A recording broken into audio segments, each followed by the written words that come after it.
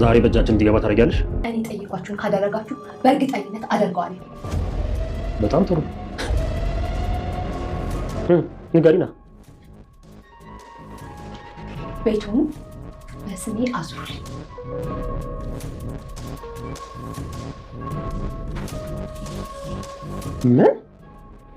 ምንድን ያልሽው? አዎ ቤቱን በስሜ አዙሩልኝ። ካለብሽ ትተባበሪያለሽ፣ አይ ካልሽ ደግሞ በግድሽ ትተባበሪያታለሽ። በቁም የሞትሽ ቀባሪ የድር ጥሩምባ የሚነፋልሽ አጥተሽ የምትማስኝ ነሽ። ስሰክር ቆንጆ መስለሽ ስለምትታይ ነው። አይ እሱ ብቻ አይደለም።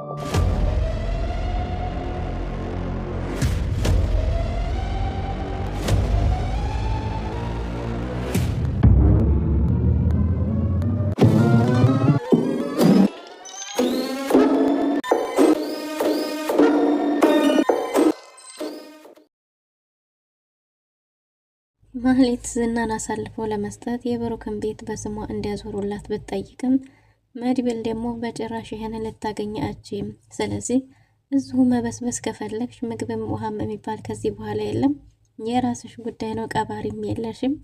ከዛ ውጭ ግን ቤት የሚባል ነገር አታገኝም ብሎ ተናዶ ጥሏት ወጥቶ ነበር። ሞገስ ግን አይ አንድ እድልን ሞክር፣ እሷ ገንዘብ ትወዳለች፣ በገንዘብ ልትደራደር ትችላለች ተብሎ እንግዲህ በገንዘብ ሞገስ ተደራድሮ ነበር እና ማህሌት ተራቡም ማጥሙም ስለጠናባት አሁን ላይ በመድብል ሀሳብ ተስማምታለች። ግን ደግሞ 500 ሺህ ብር ጠይቃለች። የተወሰነ ገንዘብ እንግዲህ ቅድሚያ 100 ሺህ ብር በአካውንቷ ሲተላለፍላት በሀሳባቸው ተስማምታ ዝናን እንደሚፈልጉት አስክራ ይዛ እነሱ ባሉበት መንገድ መታለች። ዝናም ከፊት ለፊታቸው ጅብር ሆኖ ቆሞላቸዋል። ምን ሊፈጠር ይችል ይሆን? ሰላም ሰላም፣ ውድና የተወደዳችሁ ውድ ቤተሰቦች እንደምን አላችሁ? በያላችሁበት የዓለም ዳርቻ ሰላማችሁ በዘት ተተረፍ ይበል እያልን ዛሬም በአዲስ መተናል። እናንተም በቅንነት ላይክ፣ ሼር፣ ሰብስክራይብ ማድረጋችሁን አትርሱ። እንግዲህ ማህሌት የብሩክን ቤት ስትመኘው የነበረውን ቤት በስሟ እንዲያረጉላት ብትፈልግም ምክንያቱም ከዝና ጋር ጨዋታው ያንን ቤት በስምሽ ያረግልሻለሁ እገዛልሻለሁ የሚል ሀሳብ ስለነበረ መድብልንም እሱኑ በስሜ ካደረጋችሁልኝ የምትፈልጉትን ነገር አሁኑኑ ማድረግ እችላለሁ ብላ ነበር። መድብልም እጅግ በጣም ተናዶ ስለነበር እንግዲህ አንቄ ራሴ እገልሻለሁ፣ ወደሽ ሳይሆን ተገደሽ ታረጊዋለሽ፣ ወንድሜ ላቡን ጠፍ አድርጎ የሰራውን ቤት በስምሽ እንዲያዞርልሽ ፈለግሽ ብሎ እጅግ በጣም ተናዶ ስለነበረ ሞገስ እሱን እንዲረጋጋ አድርጓል። መድብልን ካረጋጋ በኋላ ማህሌት በገንዘብ መደራደር እንችላለን፣ ምክንያቱም እሷ ገንዘብ እጅግ በጣም ተወዳለች እያለው ነበር። እና እንግዲህ እስከሆነ እስቲ ሞክር፣ እኔ ግን የሚሆን አይመስለኝም፣ እንዴት ቤት ትለኛለች ያለፋችበትን እያለ ነበር። እናም እንግዲህ ሞገስ አንድ እድል እንዳላቸው መሞከር እንደሚችሉ ነግሮት ውስጥ ገብቶ እያናገራት ነበር። ዛሬ ምግብ አልበላችም አይደል? ምግብ ካልበላች ደግሞ ራቡን ምናምን ሲጨማመርበት ትስማማለች እያለ ነበር ሞገስ ያው ከመድብል በላይ ማህሌትን ጠንቅቆ የምትፈልገውን ነገር ስለሚያውቅ ገብቶ እየተደራደረ ነበር። እናም በገንዘብ ብትስማሚ ይሻልሻል፣ ቤቱን እርሺው ብሏት ነበር።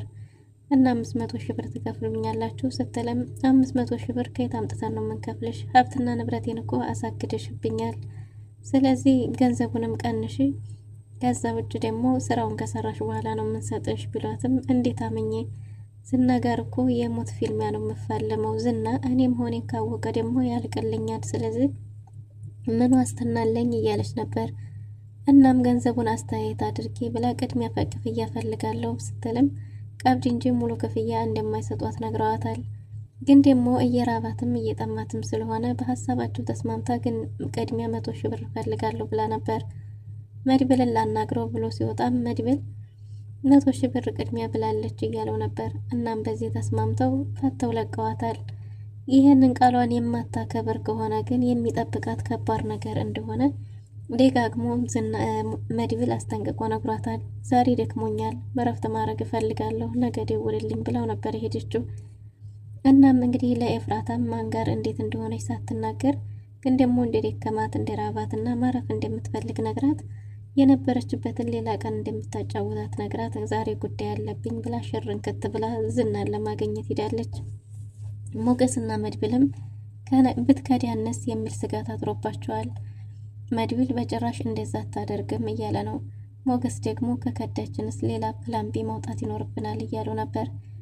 ዝናም ስለ መድብል ተናግሮ ለነዛው ጨካኝ አረመኔ ለሚባሉ ሰዎች ስለ መድብል መረጃ ስለነሱ የሚያቅሰው እንዳለ ተናግሯል። እንደዛ ከሆነ ከነ መረጃው መጥፋት አለበት ቢልም ያኛው ካሊብ ማንትሴው እና እሱም ዝናም እንድታውቀው ያህል ነው እንጂ ልጁ እንደዚህ በቀላል የሚደራደር ወይ እንትን አይደለም፣ ወንድሜን ነው እያለ ያለው ወንድሜን እያለ ነው። ስለኛ ደግሞ ሁሉንም ነገር ጠንቅቆ ያውቃል። ስለ ቦታዎቻችን በሙሉ ራሱ አንድ በአንድ ነግሮኛል። እሱም እስር ቤት ከጓደኞቻችን ጋር የተገናኘ ይመስለኛል እያለው ነበር። እናም እሱንም ከነ መረጃው ማጥፋት ነው ቢለውም ለእንደዛ እንኳን እንዲህ ቀላል ሰው እንዳልሆነ እየነገረው ነበር። እና ዝና አንተ ፈርተህ ነው ቢለውም እንዲያቅ ፈልጎ እንጂ ፈርቶት እንዳልሆነ ዝናም ተናግሯል። ግን ደግሞ ለጊዜው እስከማስተካክለው ድረስ እንድታውቀው ያህል ነው ብሎት ነበር። ካሊብም እንግዲህ እሱማ ከባድ ነው እኮ ቢያንስ ሚስጥሩን በማወቁ ብቻ ሊያስጠፋው የሚችል ከባድ ወንጀል ነው እያለ ነበርና መድብልም ለግብረ አበሮቹ አሳውቋል ማለት ነው። ቀድሞ ማን ነው ዝና ማለቴ ነው።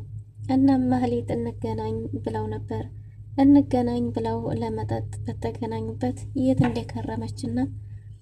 እንደከረመች ለምን እንደመጣች እየጠየቃት ነበር። እሷ የከረመችበት ጉዳይ የግል ጉዳዩ እንደሆነ እሱን ደግሞ ቀስ ብላ እንደምትነግረው ብነግረውም እኔ አሁን ይሄ መድብል የሚባል ጥላ ሆኖብኛል። ከስሬ እየተከታተለኝ ነው፣ ከስሬ አይጠፋም። ስለዚህ የት ነበርሽ? ማን ጋር ነበርሽ? አሁንስ እንዴት መጣሽ? እያለ በተደጋጋሚ ቢጠይቃትም ማህሌትም እሱን የሚጎዳ ነገር እንዳልሆነ ከእሱ ጋር የተገናኘ ነገር ምንም እንደሌለ የግል ህይወቷ እንደሆነ እሱን ደግሞ ቆየት ብላ እንደምታጫውተው ስለ መድብልም ቢሆን ደግሞ ከጠጡ በኋላ እንደምትነግረው እያወራችሁ ነበር ሲጠጡ የነበረው። ዛሬ መደሰት ብቻ ነው የምፈልገው እያለችው ነበር። እሷም ካሁን ትነግረኛለች እያለ እንድንጠጣ የፈለግሽው ለምንድን ነው? ስጠጣ ቁንጅናሽ ስለሚታየኝ እያለ እንግዲህ ካልነገርሽኝ አልጠጣም ቢልም ያው ወንድ ተላላ ስለሆነ እንደምንም አታላው ማህሌት በደንብ እንዲጠጣና እንዲሰክር አድርገዋለች ማለት ነው። ጥንብዝ ብሎ ከሰከረ በኋላ እየተንከዳገደ ማህሌት ደግፈው እየሄደች ነበር። መድብልና ሞገስም መኪና ይዟል ሊሆን እያለ ሞገስ እየጠየቀ ነበር። መኪናም እንዳልያዘና እንዲሁም መኪና እንዳልያዘች እሷ የእሱን ግን አላቅም ብቻ ታረገዋለች። ካላረገችውም ሌላ ፕላን እናወጣለን፣ ካልሰከረም በዱላ እንዲሰክር እናረገዋለን እያለ ነበር መድብል። እና መድብል ደግሞ ስለ ፍቅር እያወራ ነው። ኤፍራታን የወደዳት ይመስላል፣ ደስ የሚል ነገር አላት እያለ ነው። ሞገስም ደግሞ ከኤፍራታ ምኗ ነው ደስ ያለህ ነገር ቢለውም እንግዲህ ጓደኛዋን እህቷን አሳልፋ ለገንዘብ ብሸጥም ግን ደግሞ አንዳንድ ነገሯ ደስ ይለኛል እያለ እየጀማመረው ያለ ይመስላል። በእርግጥ በዚህ ሰዓት ስለ ፍቅር ማወራበት አይደለም ቢልም አይ ኤፍራታስ እንግዲህ አንተን ያን ያህል የምታደክም አትሆንም እያለው ነበር። መድብልም በእርግጥም እኮ ሰዓቱ አይደለም ቢልም እንግዲህ ፍቅር ሰዓት እንደማይመርጥና ቦታና ጊዜ እንደማይመርጥ ከዚህ በፊት የነበረውን የባለስልጣኑን ሚስትና የታሳሪውን ጉዳይም በዚሁ የተነሳ አንስቶ እያጨዋወተው ነበር ማለት ነው። እና ሞገስንም ስለ ሉላ እየጠየቀው ሳለ ሉላ እንግዲህ አንድ ቀን ዝናን እንደምንገላገል እና ከስጋት ኑሮ ነፃ ወጥተን አንድ ላይ እንደምንኖር ተስፋ እያደረግን እንግዲህ ደህና ናት፣ ለአሁን ደህና ናት እያለ ነበር። እና ተወዳታለህ አይደል እያለ እየጠየቀው ነበር። ሞገስም ሉላን እንደ ሉላ የሚወደው ምንም ነገር እንደሌለ ሞትን የሚፈራው ራሱ ከእሷ ጋር ለመኖር እሷ ጋር ወልዶ ከብዶ መኖርን ስለሚፈልግ እንደሆነ እየነገረው ነበር። እና እንግዲህ መድብልም ከኤፍራታ ጋር ምን የሚያስበውን ነገር ኤፍራታ በእርግጥም እሷም የወደደችው ትመስላለች። እንገናኝ እያለችው ነው በተደጋጋሚ። እሱም ቆይ ሌላ ጊዜ እንገናኛለን፣ ሲመቸኝ እደውልልሻለሁ እያላት ነበር። እንግዲህ መድብል መጀመሪያ የወንድሜን ጉዳይ ማስቀደም ይኖርብኛል። ከወንድሜ ምንም ነገር መቅደም የለበትም የሚል መርህ ይዞ እየተንቀሳቀሰ ነው። ምክንያቱም በኤፍራታ በኩል ደግሞ በደካማ ጎኑ ምናልባት ያው ጥቃት እንዳይደርስበት ጀግና የሚጠቃ ወይ በሚስቱ ወይ በፍቅረኛው ስለሆነ መጠንቀቅ ይኖርበታል። ምክንያቱም ኤፍራታ የማህሌት እህት መሆኗን እያወቀ መቼም ማፍቀር ያለበት አይመስለኝም። አሳልፋ እሱንም ለገንዘብ መሸጧ ስለማይቀር ማለት ነው። እና እንግዲህ ሞገስና መድብልም ወሬያቸውን የልባቸውን እየተጨዋወቱ ዝናን መጠባበቃቸውን ቀጥለውታል። ዝናም ከማህሌት ጋር እየተወራገደና እየተንገዳገደ ራሴን ችዬ እሄዳለሁ ልቀቂኝ ቢልም ደግሞ ራሱን ችሎ መራመድ አቅቶት ሲንገዳገድ እያዩ እነሱም ከርቀት ሲያዩት ሚዛ መጣች ብለው ቆመው እየጠበቁት ነው። ዝናም እየተንገዳገደና እየተወረወረ መምጣቱን ቀጥሏል። ማህሌትም ከኋላ እሱን እየገፋች እንግዲህ እነ መድብል አጠገብ ደርሷል ማለት ነው። እነ መድብልም ተዘጋጅተው ቆመው ሲጠብቁት ዝና በስካር መንፈስ ተወርውሮ እራሱ ከላያቸው ላይ ወጥተዋል ማለት ነው። ውድና የተወደዳችሁ ዝናን በዚህ መልክ እንግዲህ ተሳክቶላቸው ይይዙት ይሆን ወይስ ምን ይፈጠራል የሚለውም በቀጣይ ክፍል ዘን የምንመጣ ይሆናል። ለዛሬ የነበረን ቆይታ ይሄን ይመስል ነበር። መልካም ጊዜ። ላይክ፣ ሼር፣ ሰብስክራይብ ማድረጋችሁን አትርሱ።